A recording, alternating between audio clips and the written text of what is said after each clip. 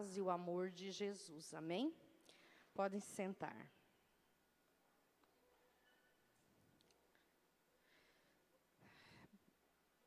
Vocês estão felizes de estarmos congregando novamente? É muito bom isso, né, irmãos?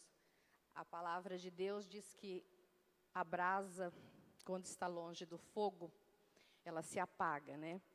Então, nós sentíamos muito a necessidade de estarmos aqui reunidos para assoprar essa brasa da fé do outro. E eu estou muito feliz de estar aqui, né, falando das maravilhas do nosso Deus. E a semana retrasada, conversando com a irmã Eunice de Araçatuba, ela comentou de eu ir pregar lá. Então, eu já tinha alguma coisa preparada, pensando em pregar lá em Araçatuba. Mas, no domingo, o pastor Jorge disse que eu pregaria aqui. Então, eu falei, ótimo, né? Estou tranquila, já tenho alguma coisa preparada. Mas o nosso Deus, o Espírito Santo, é o Senhor das nossas vidas. Segunda-feira de manhã, eu me debrucei sobre a Bíblia, comecei a estudar o texto que eu já tinha preparado. E o Espírito Santo me disse, não é isso que você vai falar. E eu falei, Senhor, né, mas está tudo tão prontinho, tão bonitinho. Não. E eu abri a Bíblia. E aí eu entendi o porquê que ele queria que eu falasse esse texto. Então, no decorrer, nós vamos falar sobre isso. Então, eu pediria para vocês abrirem as vossas Bíblias em 2 Reis, capítulo 5. Ele vai até o 19, ou mais para frente ainda, até o 27, mas nós vamos ler até o 10. Depois eu comento inteiro. Naamã é curado da lepra. E Naamã, chefe do exército do rei da Síria, era um grande homem diante do seu senhor, e de muito respeito, porque por ele o Senhor dera livramento aos sírios. E era este varão, homem valoroso, porém leproso. E saíram tropas da Síria e da terra de Israel, e levaram presa uma menina que ficou ao serviço da mulher de Naamã. E disse esta a sua senhora, oxalá que o meu senhor estivesse diante do profeta que está em Samaria. Ele o restauraria da sua lepra. Então entrou Naamã e o notificou ao seu senhor, dizendo, assim e assim falou a menina que é da terra de Israel. Então disse o rei da Síria, vai, anda, e enviarei uma carta ao rei de Israel. E foi, e tomou na sua mão 10 talentos de prata, e 6.000 siclos de ouro, e 10 mudas de vestidos. E levou a carta ao rei de Israel, dizendo, logo, em chegando a ti esta carta, saiba que eu te enviei Naamã, meu servo, para que o restaures da sua lepra. E sucedeu que, lendo o rei de Israel a carta, rasgou os seus vestidos e disse, sou eu Deus para matar e para vivificar, para que este envie a mim, para eu restaurar a um homem de sua lepra? Pelo que deveras notai, peço-vos e vede que busca ocasião contra mim. Sucedeu, porém, que ouvindo Eliseu, homem de Deus, que o rei de Israel rasgara os seus vestidos, mandou dizer ao rei, por que rasgaste os teus vestidos? Deixa-o vir a mim, e saberá que há profeta em Israel. Vendo, pois, Naamã, com os seus cavalos e com o seu carro, e parou à porta da casa de Eliseu.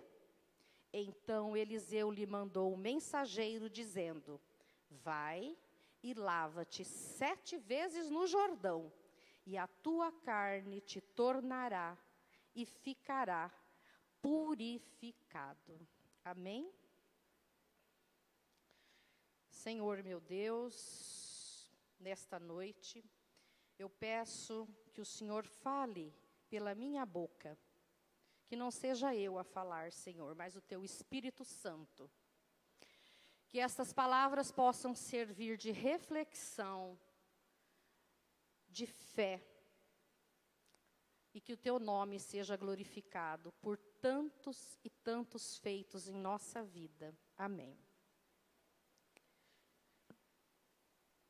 Bom, então Naamã, essa história da cura da lepra de Naamã, com 7 mergulhos no Jordão, traz um lindo ensinamento sobre o poder e a humildade e da obediência à palavra de Deus.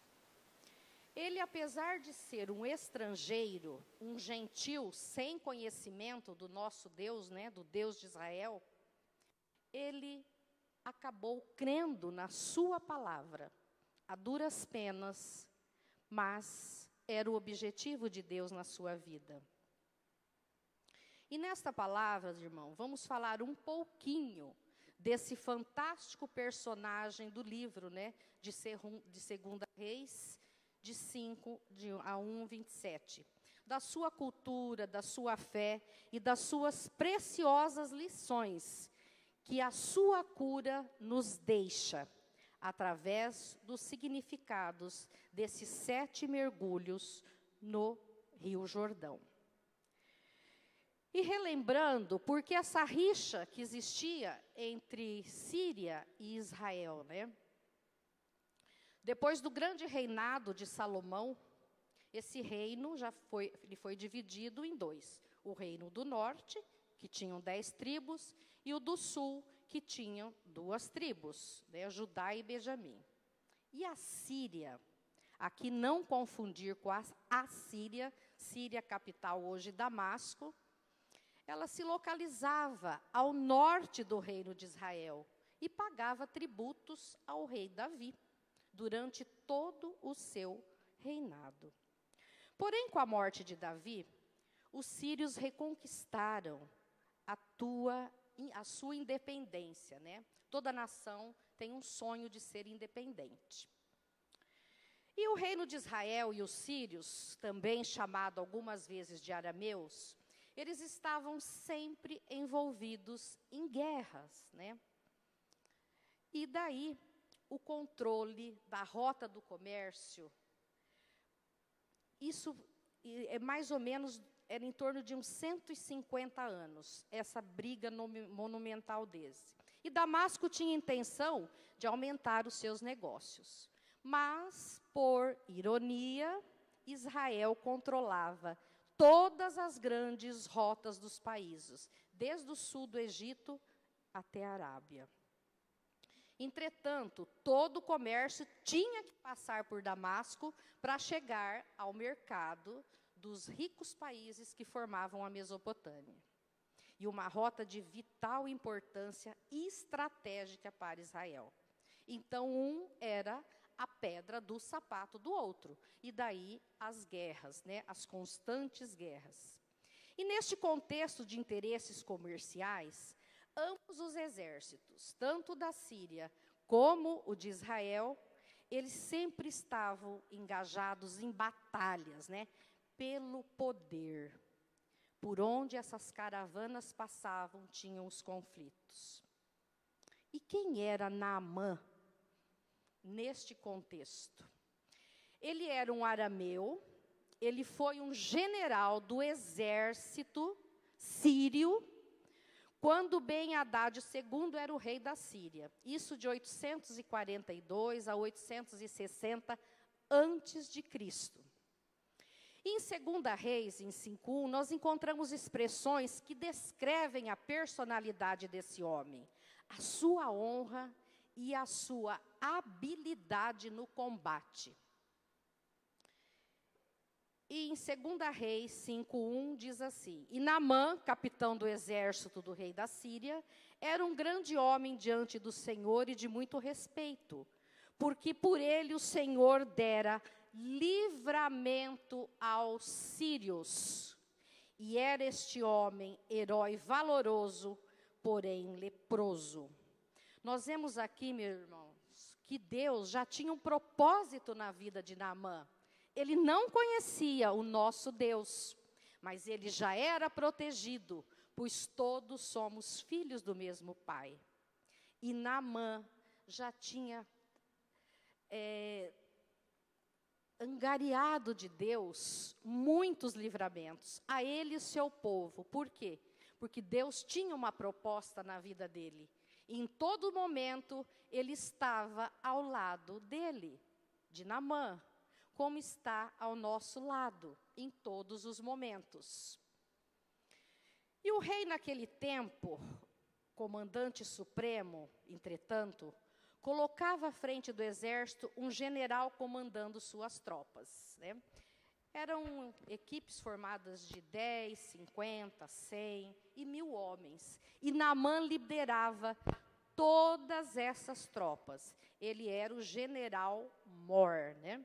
E tinha muita, total confiança do rei Hadad. Mas mesmo com tanto poder, com tanta autoridade, havia algo que trazia embaraço a Naamã. Ele era leproso. Naturalmente, os leprosos, como nós vemos várias passagens na Bíblia, eles eram vistos como incapazes, né?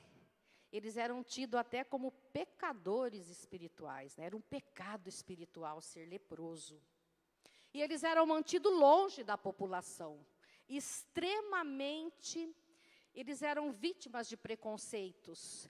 Quem era leproso, muitos viviam em cavernas, como a gente vê, e eles ficavam lá, à margem da sociedade. E quando alguém chegava, eles tinham que falar, leproso, leproso, porque ninguém chegava perto deles, né?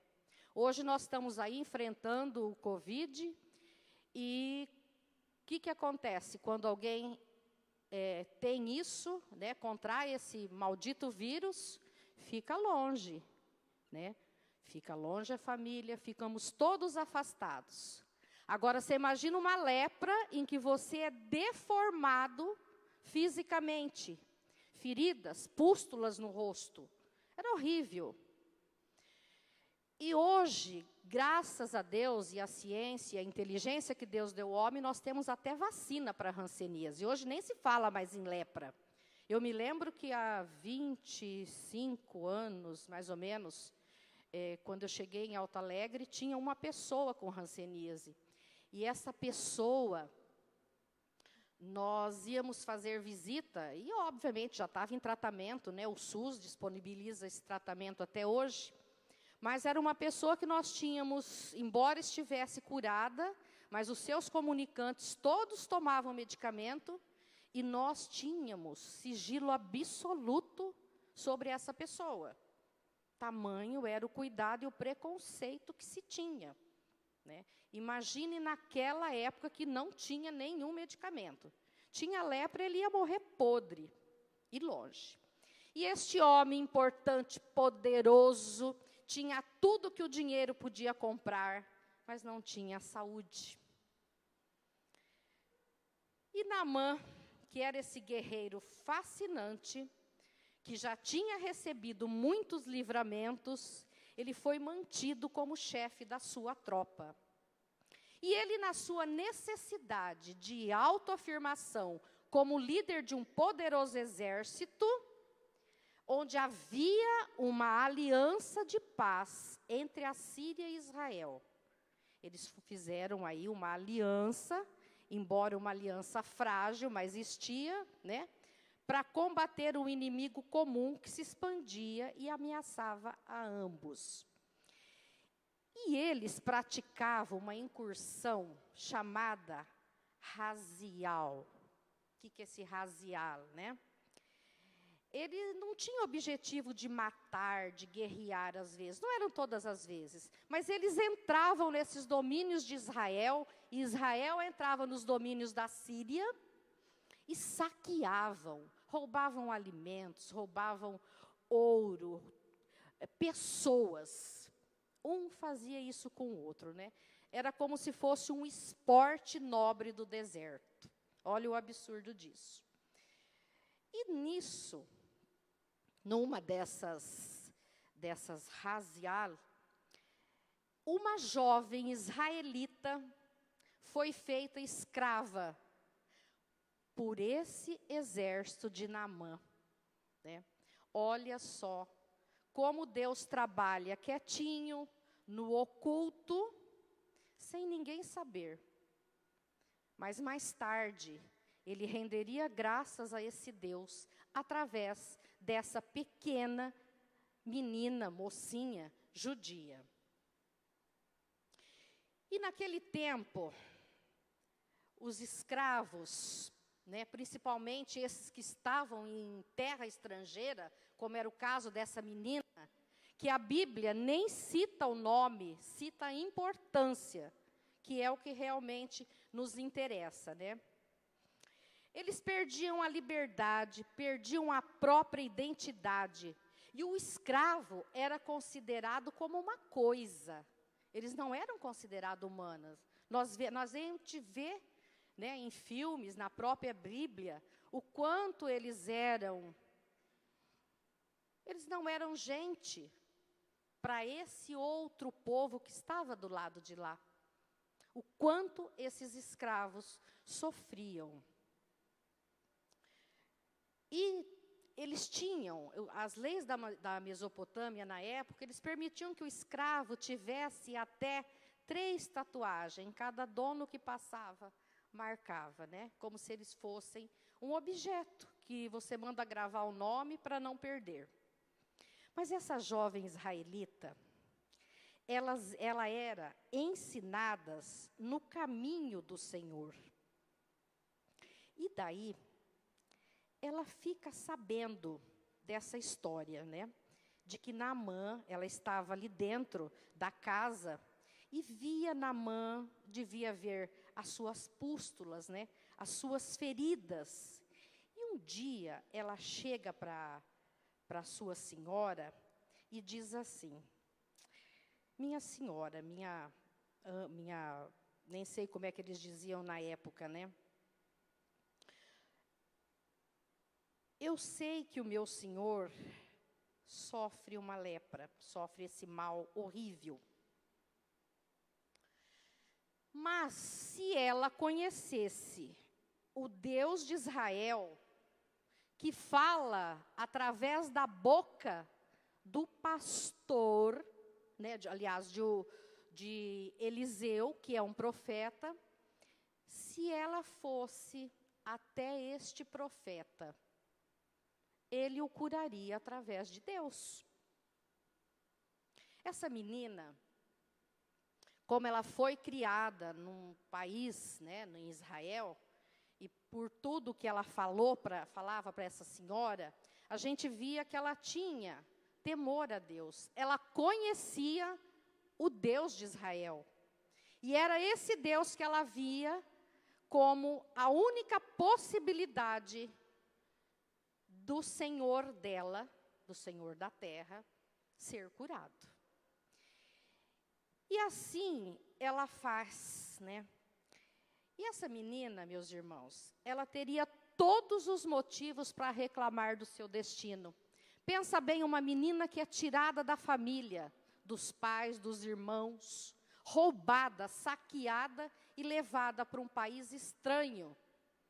Essa menina tinha tudo para reclamar, mas ela não fazia isso, porque ela cria no seu Deus. E ela sabia que o que Deus mais abomina, entre outras coisas, é a reclamação. Esta semana, o Jorge vai ter uma reunião quarta-feira, ele chegou em casa nervoso, e eu disse para ele: não reclame, não reclame, porque Deus poderá nos dar motivos verdadeiros para que nós reclamemos. Então, quando nós temos um problema, é óbvio, isso é do ser humano, é da carne. A gente reclama, a gente blasfema, a gente fica nervoso na hora, mas por quê, para quê? Mas olhe para trás e se pergunte, eu estou sendo justo com Deus? Será que o meu irmão não tem uma carga mais pesada que a minha? Então, sempre eu digo isso, não reclame, porque Deus pode realmente te dar motivos para que você reclame. Né? Então, a gente tem que pensar muito como nós encaramos as nossas guerras, as nossas batalhas. E essa menina reteve a fé. E as coisas que ela não entendia, ela deixava na mão de Deus. E isso fez a grande diferença na vida de Naamã.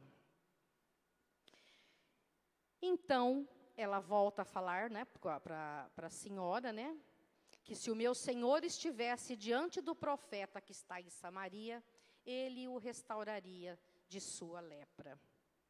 E essa pequena semente encontrou um terreno fértil no coração do general Naamã, que ao ouvir esta mensagem da jovem israelita, imediatamente creu no Senhor dela. E Deus age das maneiras mais inesperadas, né? Mais absurdas, que a gente depois que passa, fala, meu Deus, mas como, né? Hoje eu estava até comentando com a minha mãe sobre isso, e eu disse para ela, se Deus tivesse ouvido as minhas preces há anos atrás, hoje eu não estaria aqui. Hoje eu não teria essa oportunidade, esse privilégio de estar aqui, falando sobre os feitos do nosso Deus. Então, quando nós pedimos as coisas a Deus, nós devemos colocar na mão dele, e não o que eu quero que ele faça. Porque ele sabe tudo, e lá na frente ele vai te mostrar o porquê que ele não concedeu o desejo do seu coração. Meus irmãos, esse homem, ele não tinha esse Deus no coração. Ele não tinha. Embora ele fosse um homem extremamente capacitado, mas era um homem orgulhoso. Orgulhoso do seu poder, orgulhoso do seu posto. E aqui eu quero fazer uma reflexão com vocês. O que nós temos dentro do nosso coração? Deus não habita onde existe ódio, rancor, mágoa, dentro do nosso coração. Se existe esse sentimento, se essa casa está suja, vamos dizer assim, como que Deus vai habitar ali dentro? Ele está ali do nosso lado, mesmo que o nosso coração esteja assim. Ele está ali esperando uma oportunidade para que seja feita uma faxina interior, para que ele possa habitar. E assim, ele poder fazer as maravilhas que ele tem para a vida de cada um de nós. Deus só tem coisas boas para colocar na nossa vida. E quando ele coloca alguma coisa que não é boa, é para te ensinar alguma coisa. Lá na frente, nós vamos enxergar isso. E nós sairemos fortalecidos, como Naamã saiu. E Naamã certamente já havia tentado a sua cura através de incontáveis rituais, dirigidos a diferentes deuses, né? Especialmente a Rimon, né? No original seria o Ramã, aquele que faz trovejar. Também conhecido como Baal, né? Uma designação ao deus Haddad. Como ele servia a outros deuses, ele já teria suplicado inúmeras vezes pela cura dele. e ele esperaria sentado, porque isso, obviamente, não ia acontecer. E ele usa pomadas, unguento, mirra, incenso, banho, ervas, raízes e nada disso. Então ele resolve ir finalmente a Eliseu.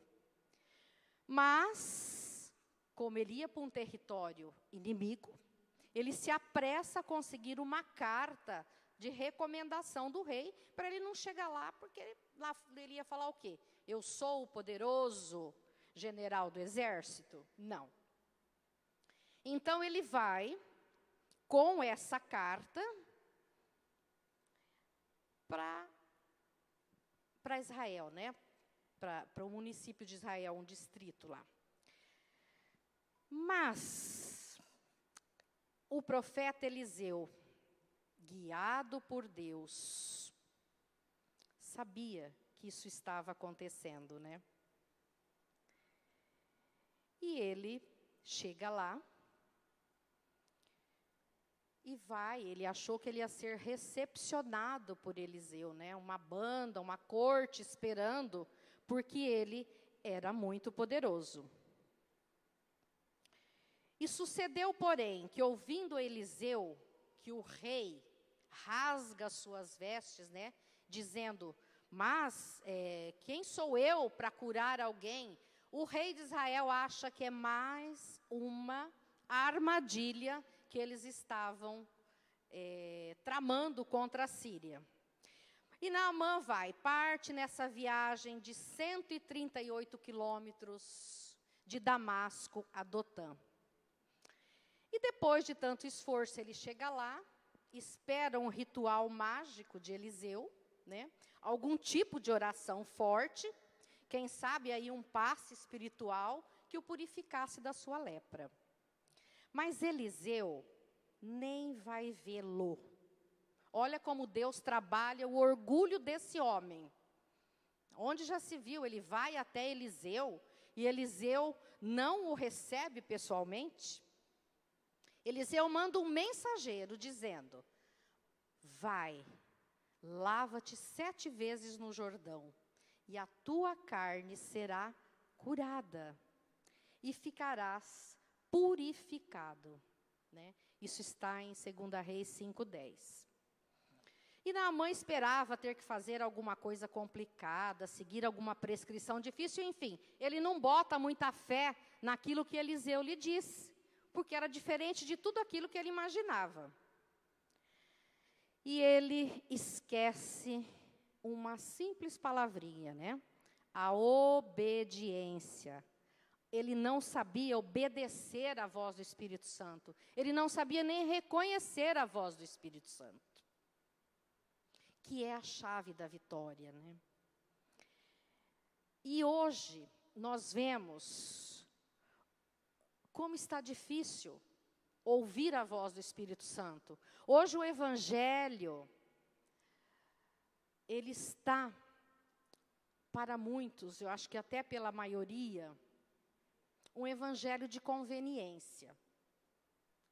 Tudo eu posso, tudo me é lícito, mas nem tudo me convém. Eu li uma coisa interessante essa semana, em que um jovem diz assim, pergunta para o pastor, pastor, eu posso ir na balada?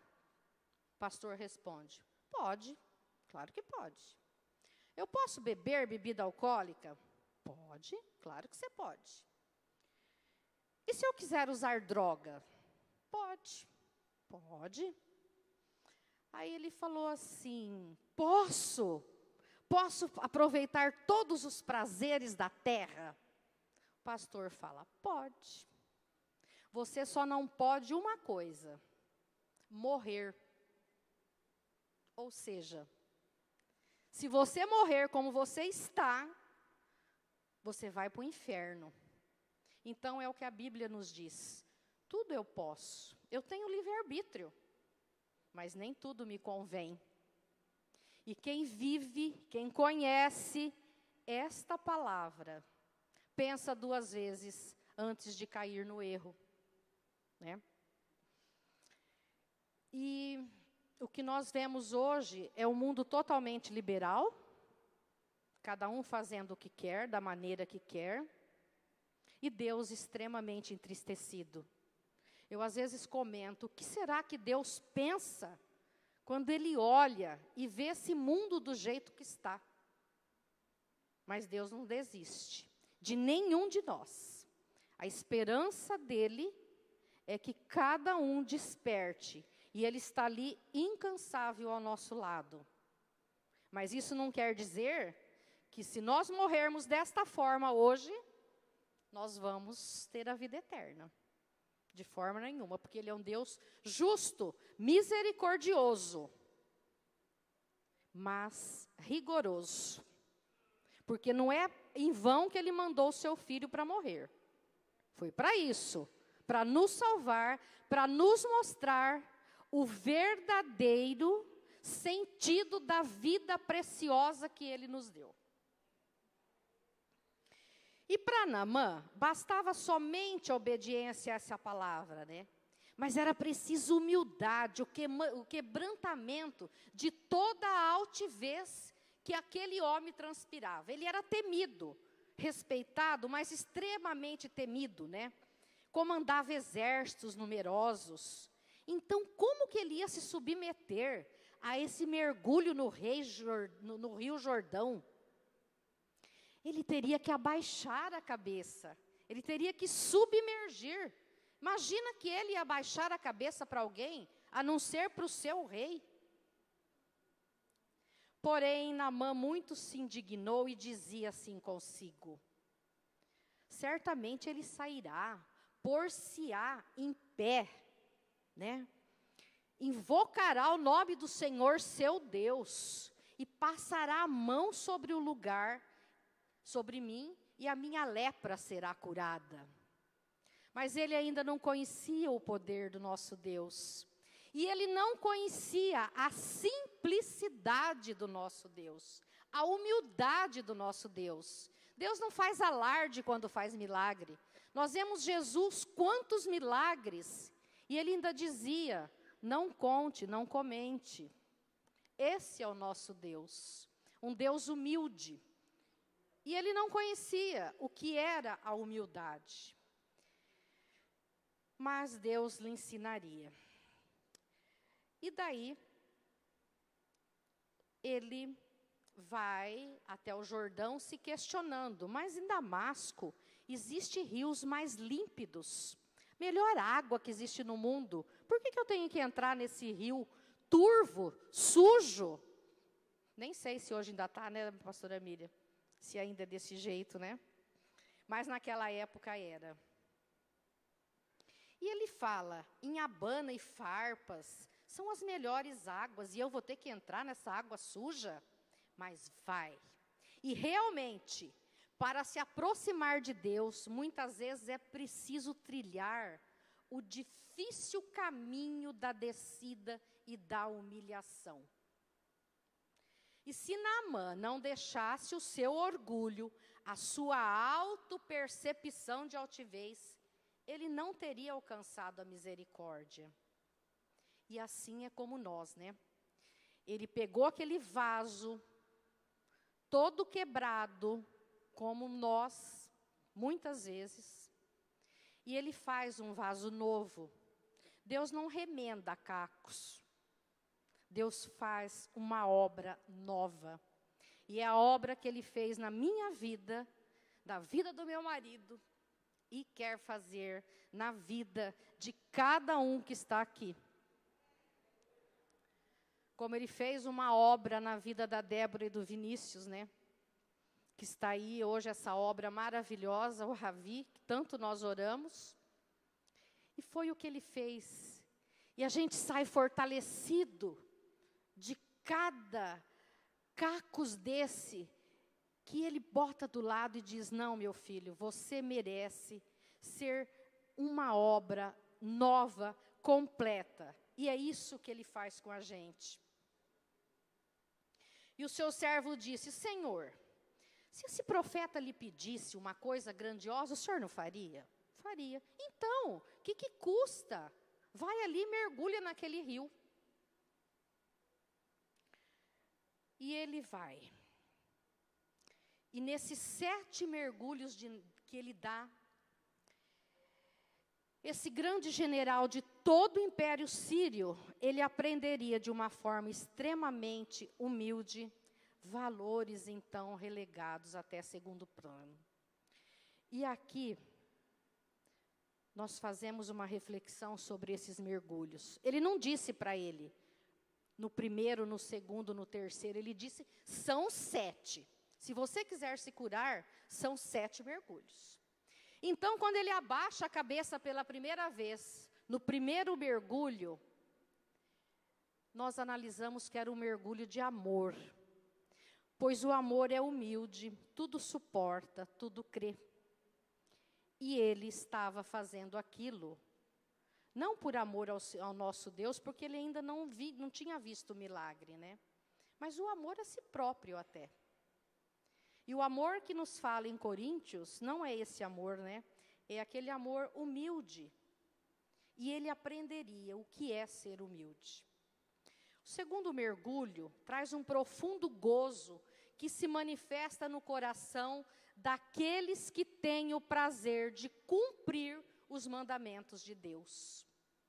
E é esse gozo que nós temos que ter, quando nós cumprimos, e nós sabemos que Deus se alegra dos nossos atos, embora falhos, mas nós procuramos sempre acertar, pedir perdão e retomar a nossa rota. E o terceiro mergulho traz a paz e a serenidade, pois Naamã percebia que estava diante da vontade da proteção de Deus, debaixo dessa proteção. Eu tenho a impressão que cada vez que ele submergia, que ele olhava, ele ainda estava leproso. E ele pensava, não, se aquela menina que serve esse Deus me disse que é a única chance que eu tenho, então eu vou mergulhar novamente. O quarto mergulho exercitava a longanimidade e a benignidade, alimentados com esperança, produzido pela provação desses 7 batismos na água do Jordão. O quinto mergulho falava da bondade divina, que não cobrava nada para fazer o bem. Antes tudo operava por graça e pela graça. É o que Deus faz conosco, né? Nós somos operados, mantidos pela graça e pela misericórdia, e não por merecimento. E o sexto mergulho era o mergulho da fé. Eu acho que quando ele chegou no sexto mergulho, que ele se olhou, que ele ainda estava leproso, a fé, nesse momento, deve ter sido exercitada. Porque ele falou, Senhor, ele deve ter pensado, imagino eu só tenho mais um mergulho, 2, né? O sexto e o sétimo. Estou aqui leproso ainda.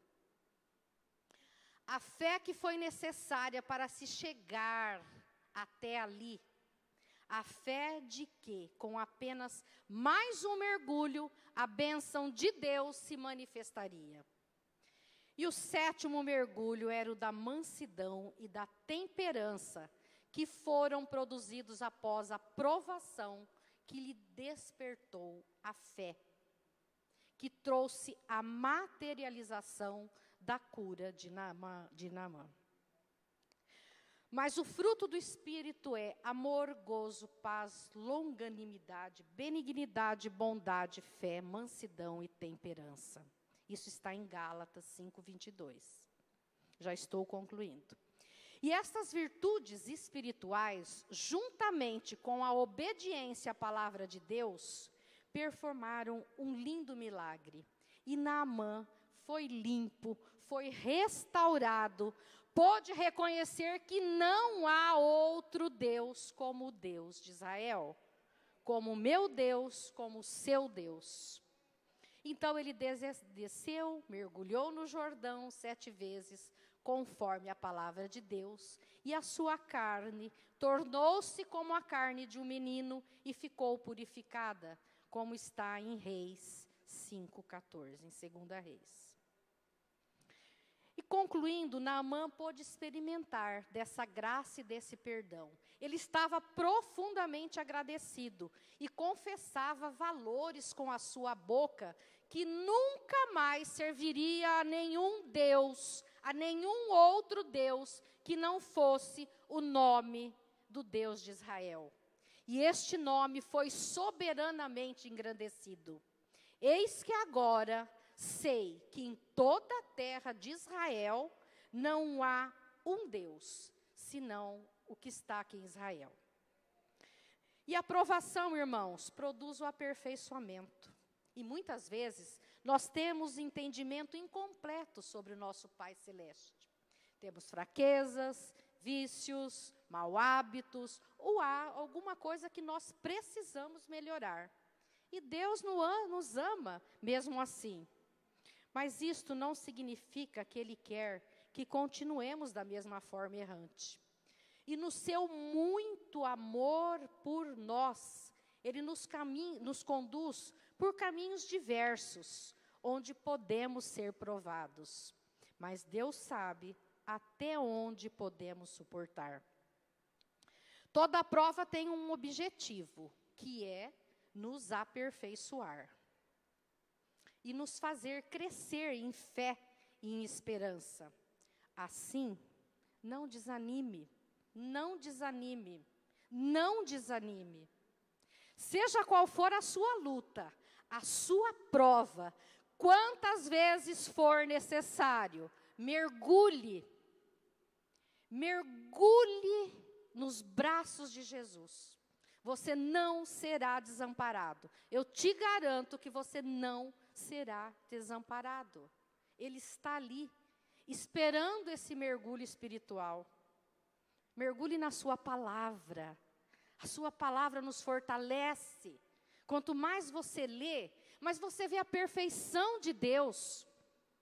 Não pode, como pode alguém falar que isso daqui é obra de homens? Isso aqui foi inspirado pelo Espírito Santo. Então mergulhe sempre na palavra de Deus. E não nos esqueçamos que a nossa vitória vem pela humildade e pela obediência e pelo perseverar na fé. E aqui, terminando, como diz o pastor Sandro, aqui eu aprendo que essa menina, ela representava o Evangelho. E Eliseu representava o Deus Supremo. E o Jordão configurava Jesus Cristo. Aquele que lavou os nossos pecados, as nossas mazelas, com o seu precioso sangue. E naquele rio, lamacento, escuro, barrento, Deus lavou a lepra de Naamã. E esse sangue precioso de Jesus lava os nossos pecados. A morte dele não foi em vão. Então vamos pedir a esse Deus